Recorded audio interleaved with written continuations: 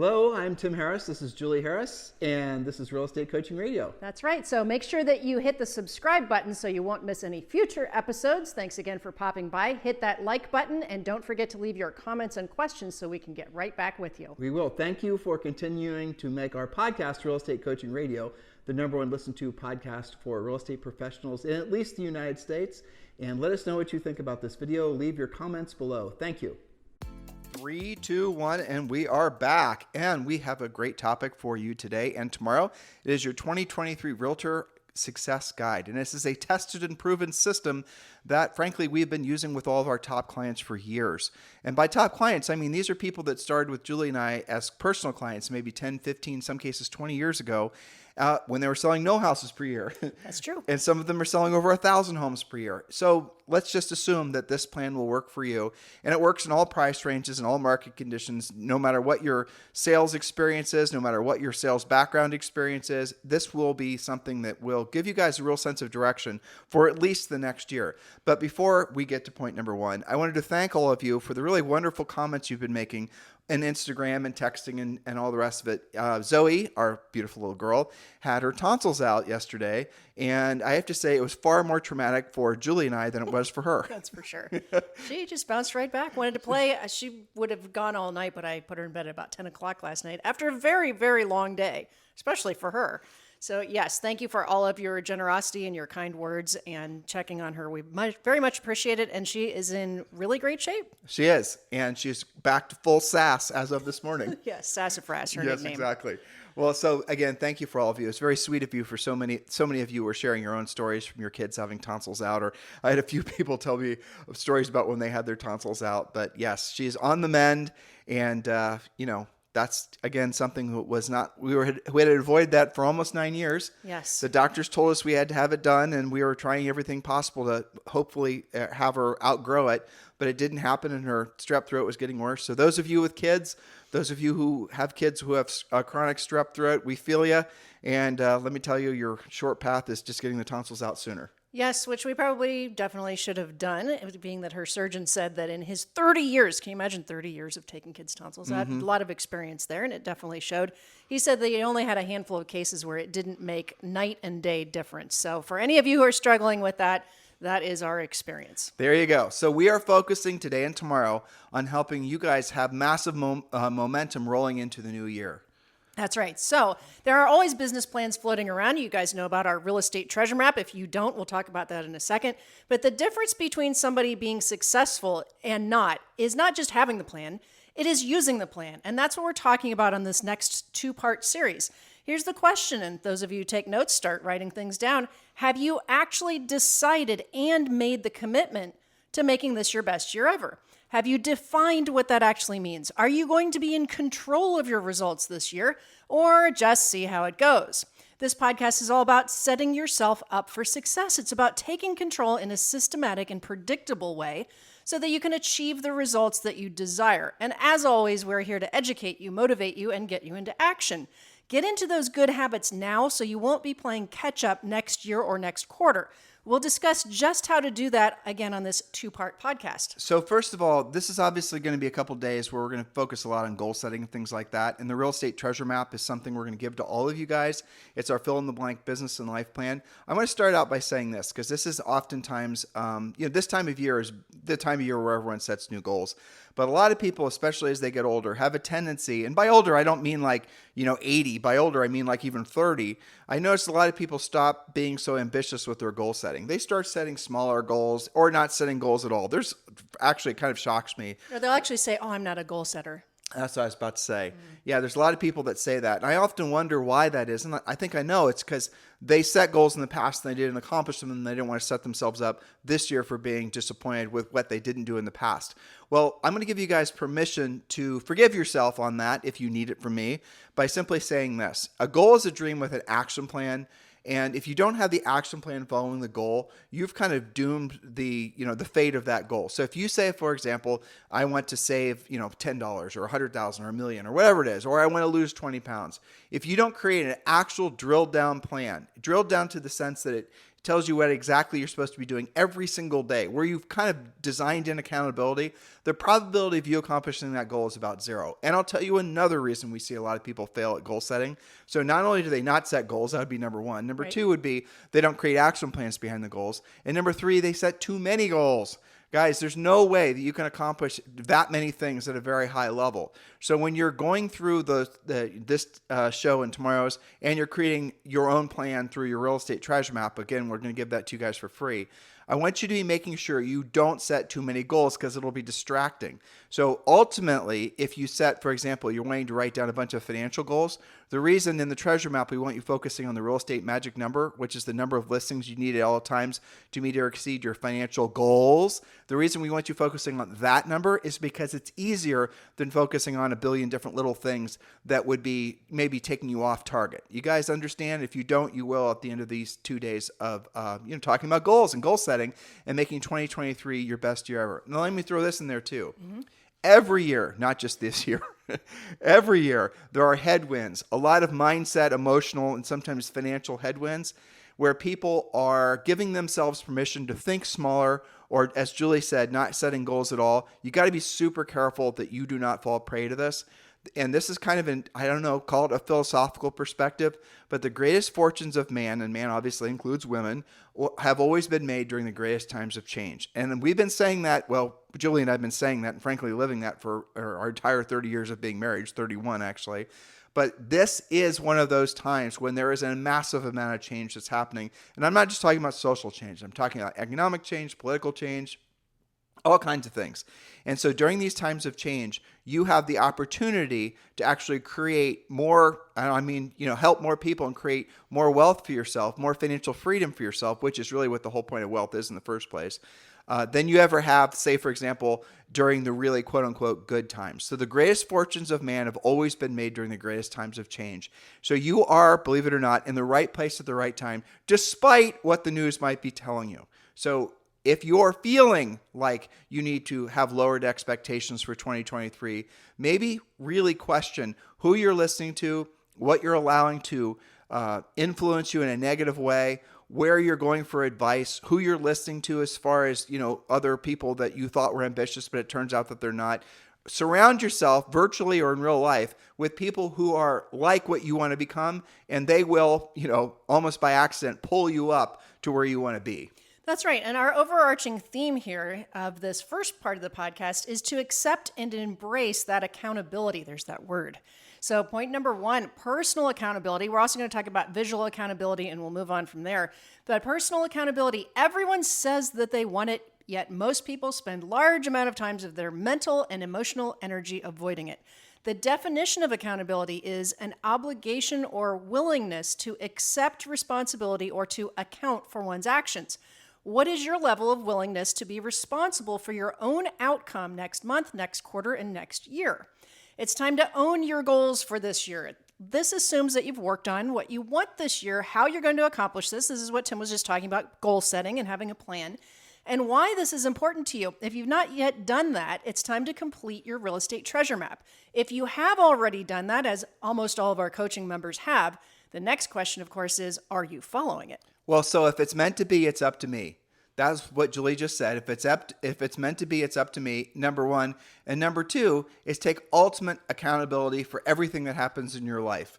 If anything has happened good in your life, take responsibility for it. Anything that's happened bad, take ultimate responsibility for it. As soon as you get suckered into believing that it's some external thing that caused you not to accomplish your particular goal, then you lose, because then you're just going to become essentially someone that doesn't take ultimate responsibility. The extreme example I've given on this podcast, which I know resonates with a lot of you, just to really make the point. And by the way, Julie and I have learned these philosophies from some of our friends that are we're Special Forces, Navy SEALs guys, and also books we've read. And this is a recurring theme with anybody that accomplishes great things in life. They accept ultimate responsibility. So you're driving your car to the parking lot today. You park your car safely in between the painted lines and you're walking into the store. When you come out of the store, it turns out that somebody who wasn't there when you got there pulled in and accidentally, hit your car. So you now are dealing with a car that's damaged. You are now having to deal with insurance claims and, somebody who probably doesn't want to take responsibility for the fact that they just hit your car.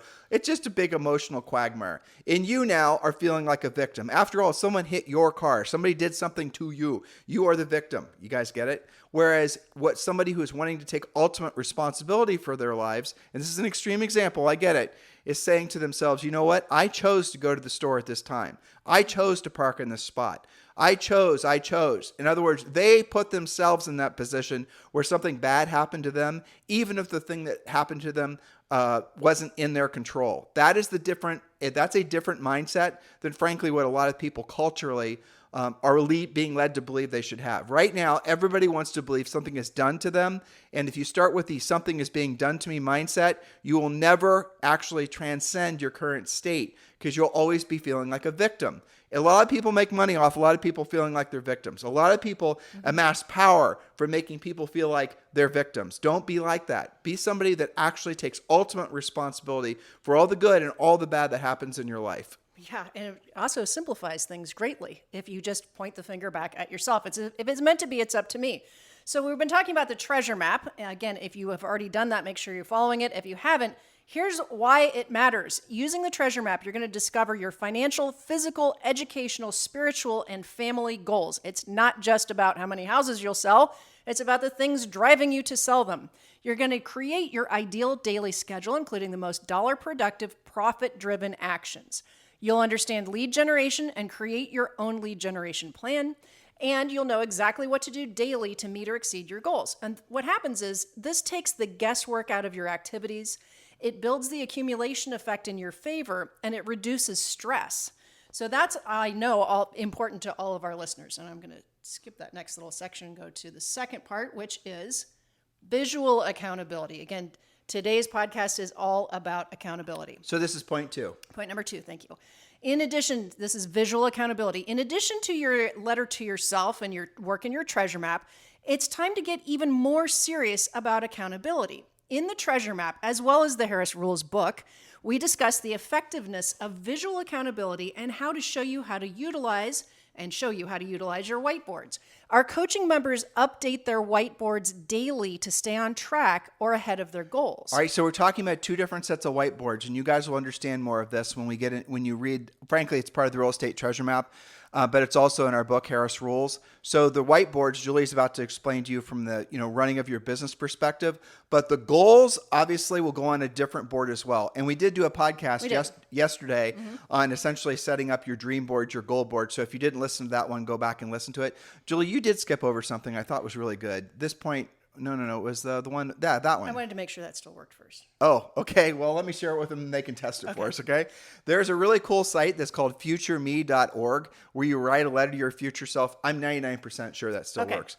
And there's a lot of our friends that use it where you're writing, basically a letter to yourself that then is emailed, let's say on January 1st, back to you, where you're kind of just sharing your intimate thoughts about where you were in life 12 months from now. One of the ways that Julie and I have positioned people when they're trying to think of what their goals are is this little story. And I actually would love to have this be a reality. It would be a dream for us to have all of you. Now, granted, there's probably 15,000 of you listening right now, so maybe that's not a good goal to have after all. Because what if we become really good at accomplishing goals and this actually happens? Careful what you wish for. Right. But here's the visual. So Julie and I are sitting on the beach with you. And we're in Puerto Rico. We live in Dorado, Puerto Rico. So we're sitting on the beach at Dorado, Puerto Rico. And we're all very relaxed. And we're celebrating. And this is happening, by the way. We're doing this in basically 3 weeks. The first, second week of January, you're coming to visit with Julie and I in Puerto Rico. We're sitting on the beach. And I'm going to ask you this one question. I'm going to say, what are the 3 to 5 things that you're most proud of having accomplished in the last 12 months? Now, if you've been tuned into us or a coaching client or whatever, you're going to have some very specific goals because you're going to know I was going to ask you that question, right?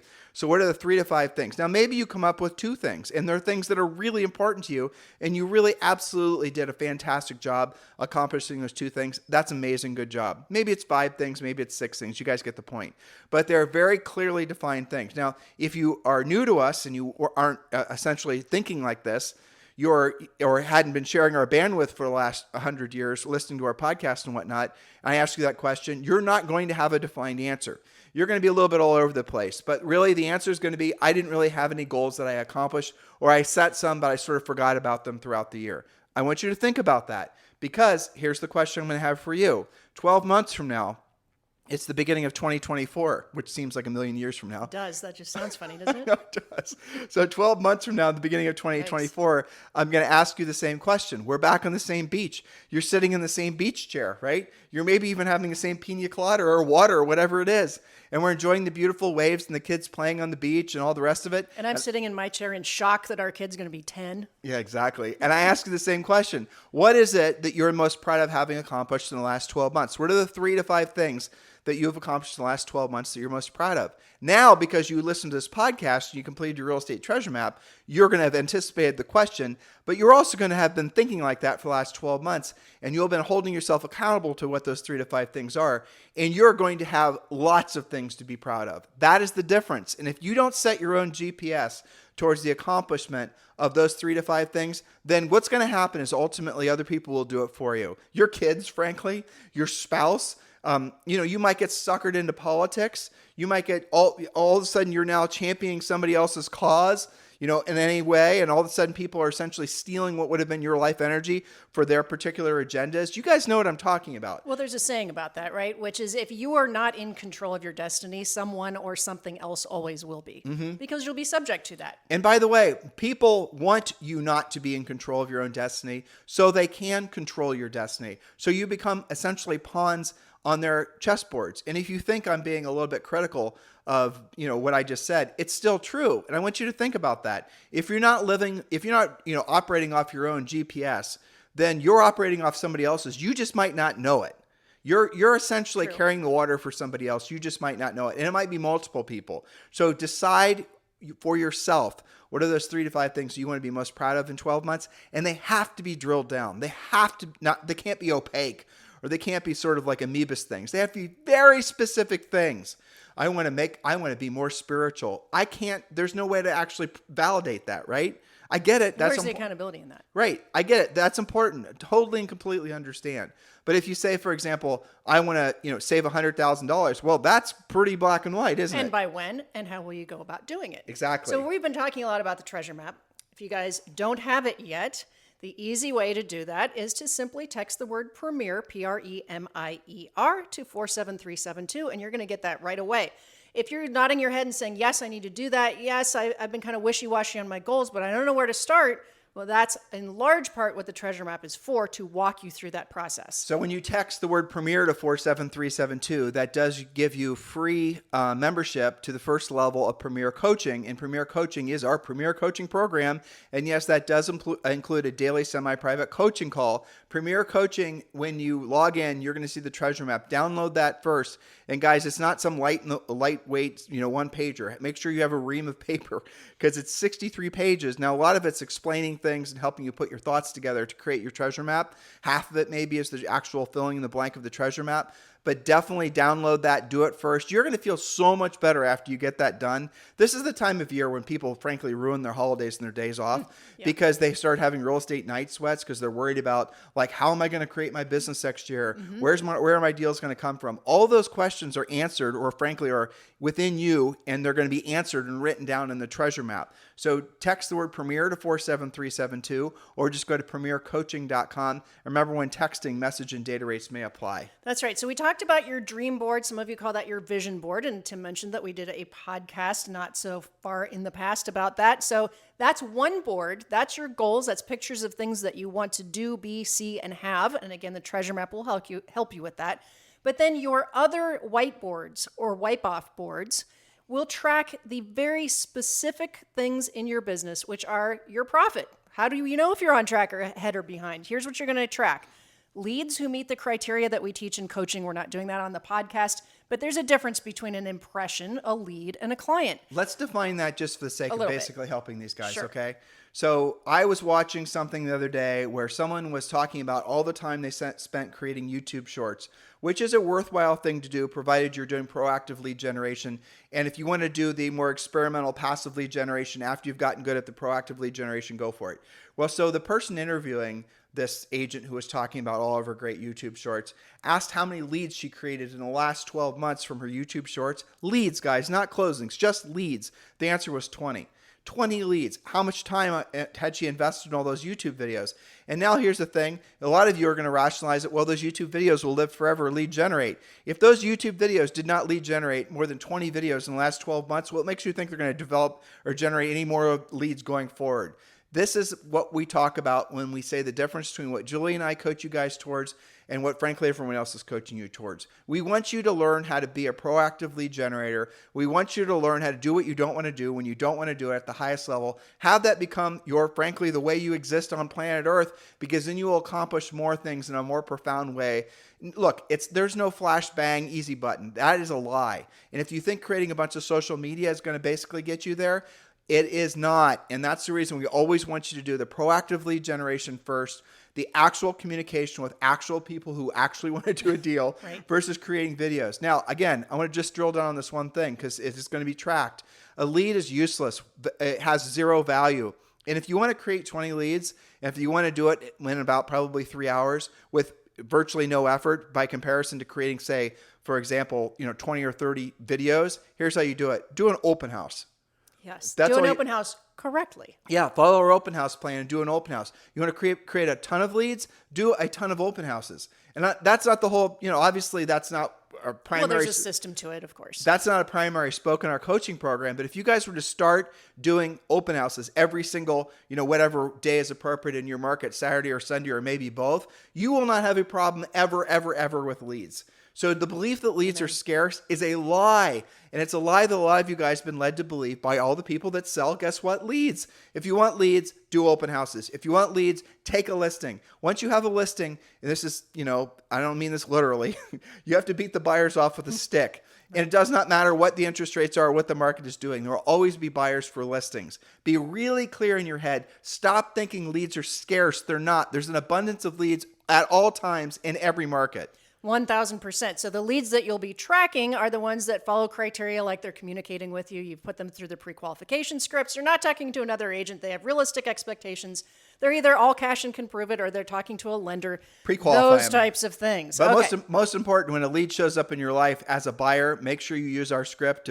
You will discover that most of them are sellers. You're going to find out very quickly, depending on the price point of what they were calling on or walked into if you're doing an open house. You'll quickly discover a lot of the people that show up looking for a house because they're interested in buying it have 1 or 2 or 3 properties to sell. Absolutely. Okay, so you're going to track all that on a board. Then the next board is your magic number of active listings. That's the number of listings you must have active in your own inventory at all times to meet or exceed your monthly production goals. Again, something that is highly drilled down upon in the treasure map. Then you're going to be tracking your buyers. Now, most notably, your buyers who are also your listing clients. And you can track, the ones that you refer to your buyer partners, but you do want to keep track of your really good buyers. All right, then you have your pending listings and closings, so you know what's closing when, and we drill down not just throwing up the address on a board, but exactly how to do this. That's a coaching module, and I think we did a podcast on that too. And then, of course, your closed transactions you're tracking. So if your goal is to do 25 transactions this year, you're going to write on a board 1 through 25, and you're going to track whether you're on track, ahead, or behind, depending on where you are in the year.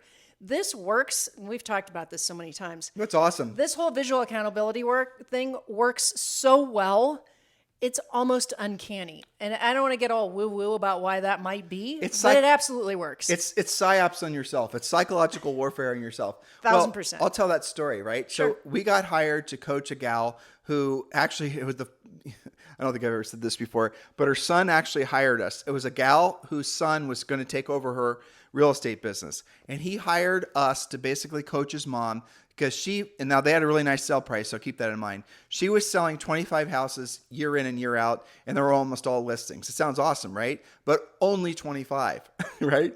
Only 25, never could break through, and just believed that that's all she was able to do, felt stuck, just thought, whatever. She had all these beliefs about herself that really weren't true. So here's the essence of what we had her do. And she was using dry erase boards. We had her show us a picture of her dry erase board, and it said listings. And you guys are going to figure this out because it's quite amazing. Her listings board was permanently, she had somebody professionally make it so that it was like permanently numbered 1 through 25, right? So she essentially every year was setting herself up to only sell 25 listings, basically, based off what the dry erase board said. So we had her throw that dry erase board out, and we had her create a new one that said 1 through 50. And guess what she did in the first 12 months, as soon as she basically had the visual accountability of selling 50 listings. And obviously they did a ton of buyer sides off that as well. That's the power of visual accountability that you will not get with a CRM, that you will not get with really any sort of online. Exactly. You have to have dry erase boards. That way, when you walk into your office environment, assuming you have one, you're going to be surrounded by what you've done, but also what you need to do. And I remember she told this story that when she would walk into her office, when she had only to sell 25 units to accomplish her goal, she'd look at the board and maybe it was, say, June, and she already had 15 that were sold. Well, she'd think, well, I can kind of coast for the next 6 months. And she did. She did subconsciously. She wasn't actually, saying, I'm not going to work hard. She just didn't work as hard, subconsciously. Well, because she felt on track all the time. Totally. And she was, because it was easy for her. For that goal. Exactly. That's right. But with 50, she said she'd walk into the office and she'd see she had a lot more to sell, and she drilled down. Now, what does drilled down mean? She did better jobs pre-qualifying. She was quicker when she was doing lead follow-up. She closed a little harder when she was talking to the seller, to the buyer. More urgent. She did her job at a higher level. She did more homework on a particular client before meeting with them, prepared herself so that she could actually help them at a higher level. That's the difference. And when she lost the pressure because she knew she was going to exceed her financial goal from having sold her 25 listings, well, you guys can see what happens. It is that simple. That's the reason external accountability works. Now, she was combining a dry erase board with a coach. That certainly helped as well.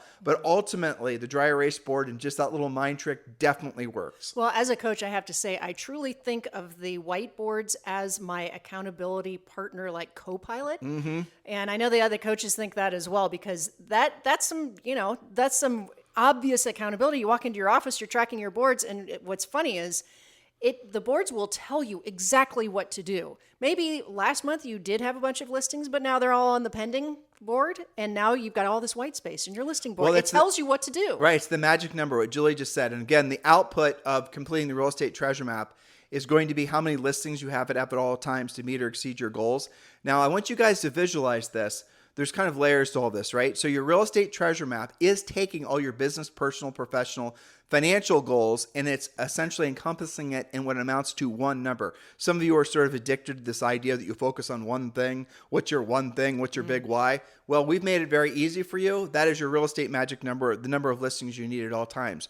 Because you will know based on your own plan, not something that we made for you, but this is something you made for yourself. You will know exactly how many listings you need at all times. You will know very formulatically how many of those listings will sell on average per month. And based on the average commission, you know exactly how much money you're going to be earning. Not exactly, but you'll know pretty closely how much you're going to be earning every month and every year. And then, guys, you can reverse engineer it and you will exceed all your financial goals. That is how you do it. And by the way, the first line item of every paycheck you ever earn, as long as you're associated with us, is going to be profit. You're always going to pay yourself first. One of the big sins of real estate or any business is essentially just hoping and praying there's profit left over at the end of the day. It never works like that. If you don't believe me, look at all the people and all the businesses that are essentially in a quagmire because of the recession, because they were not financially prepared, especially in our industry, for what's happening now.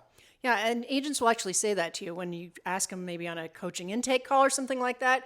Tell me about your savings. Well, I just save whatever's left at the end of the month. That's not a plan. That's like what you do mowing lawns in high school, right? We wouldn't have saved any money if we didn't force ourselves to by buying rentals. Absolutely. We know this because, we did the same forced savings. Yeah, okay. I mean, that was Julie and I's hack. Yeah, I mean, we just kept ourselves in contract. We still do it to some extent, but, we keep ourselves financially obligated to pay for something in the future that has negative, basically has a cost to it if we don't perform. So one of the things we did, and I'll tell you, there was maybe 18 months when we were in our 20s where we stopped doing this. Maybe it was our early 30s.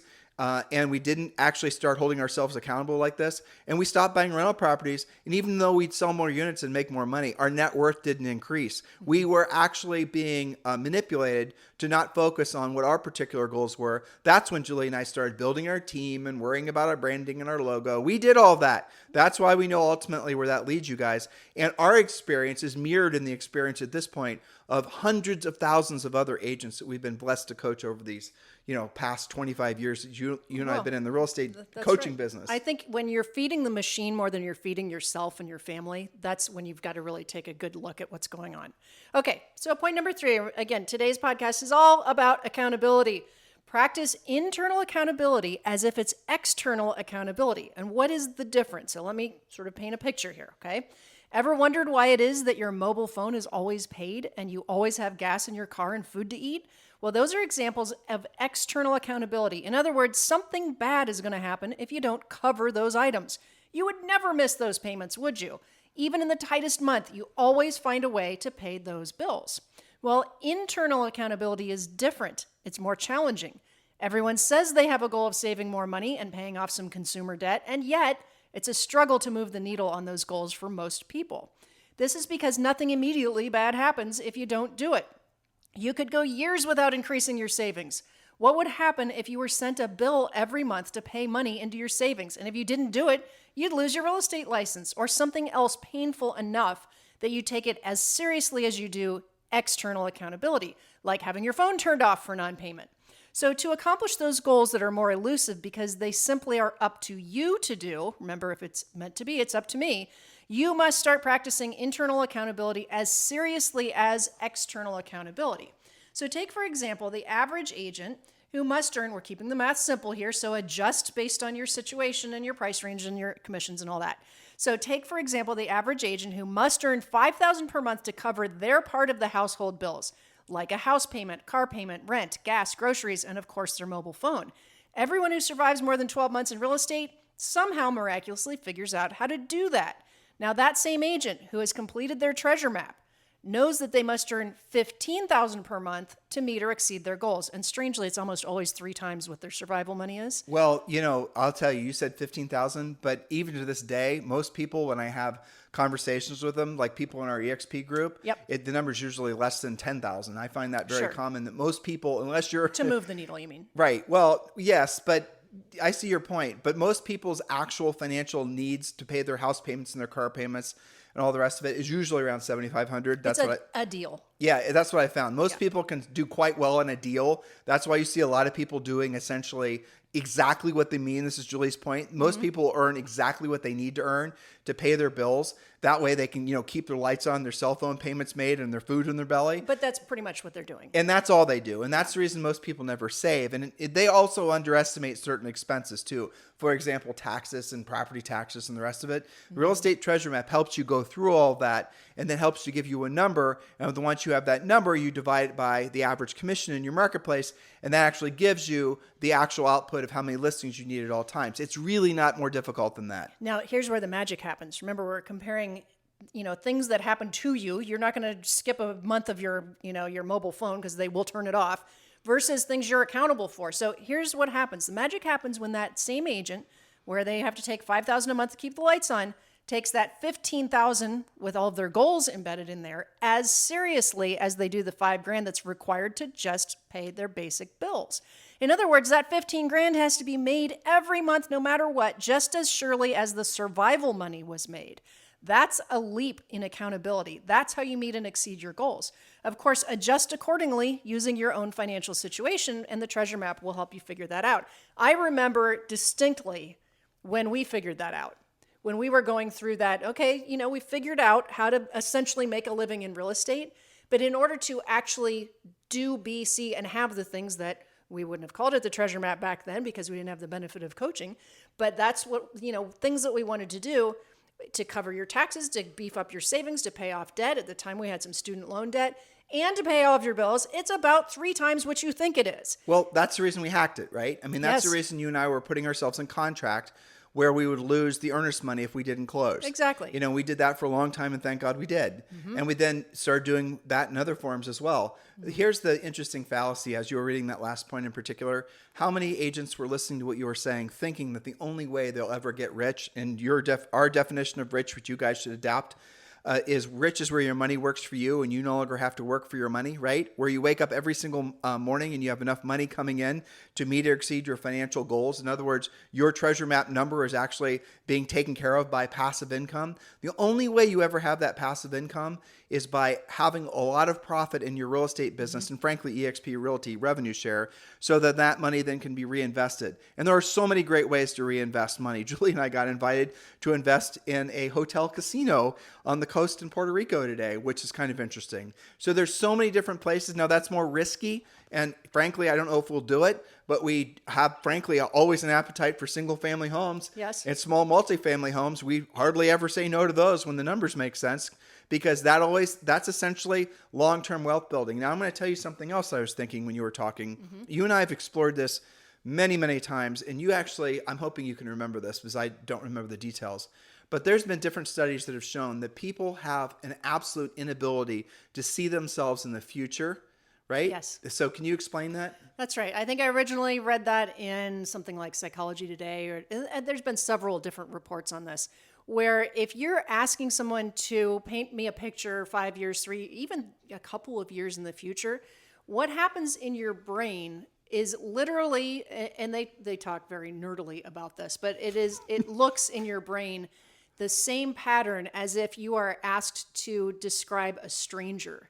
Like the future you registers in your own mind like somebody you don't even really know. So it's very hard to have that visualization. And that's why you have to have what you're calling, that's the hack to it. You have to have some forced accountability. So it's almost not entirely up to you. So for example, you can set up, in the treasure map we talk about, at a minimum, every agent from the first deal that you do, socking away 10% off the top, right? So you can set up lots of different ways through your bank, through your transfers, through eXp as a way of doing this.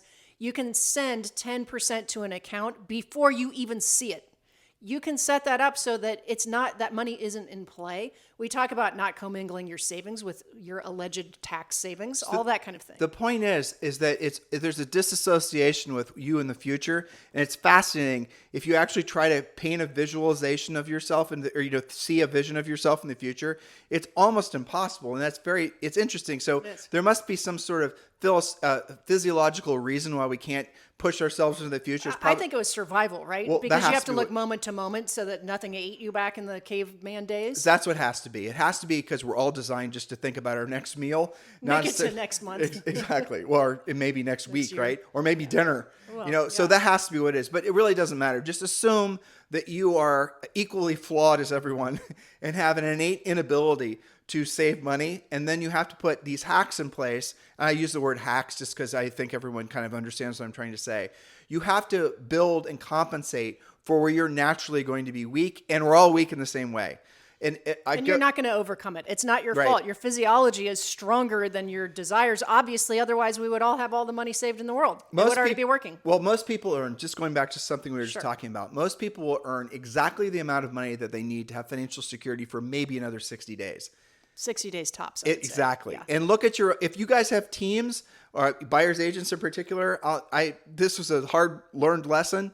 But when we had buyer's agents, as soon as they had enough money coming in to pay their bills for the next 30 to 60 days, you could give them the best gold-plated lead ever, and they would not close it. Nope. And they'd think of a million reasons why that buyer or that seller didn't actually transact. Absolute fact. Not just on our team, but everybody we've ever coached to, all of our friends, our colleagues, everybody we know at eXp would corroborate that as soon as somebody on your team knows that they've got next month covered, they might even tell you the leads suck. And sort of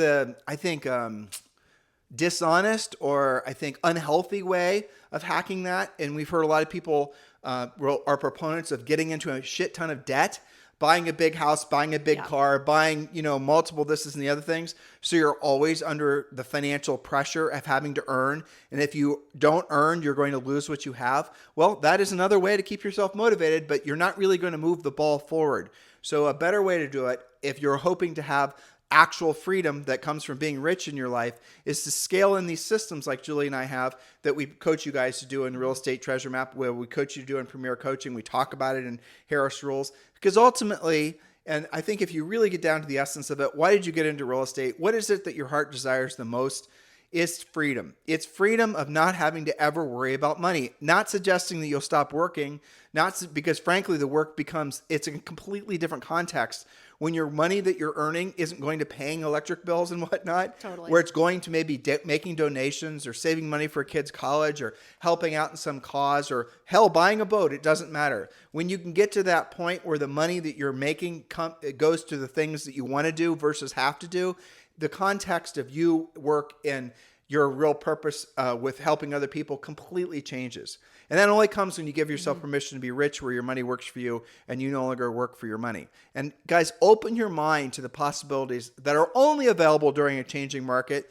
And during a changing markets, when a lot of people are trying to figure out what direction to go, stop trying to figure out what direction to go. Start focusing, follow one course until successful. And the easiest way for you to do that is join Premier Coaching. Text the word Premier to 47372, or just go to premiercoaching.com. And guys, join our community, join our family, join the group of people that are like-minded, that are seeing this as one of the greatest opportunities of our lifetimes to be of service to other people.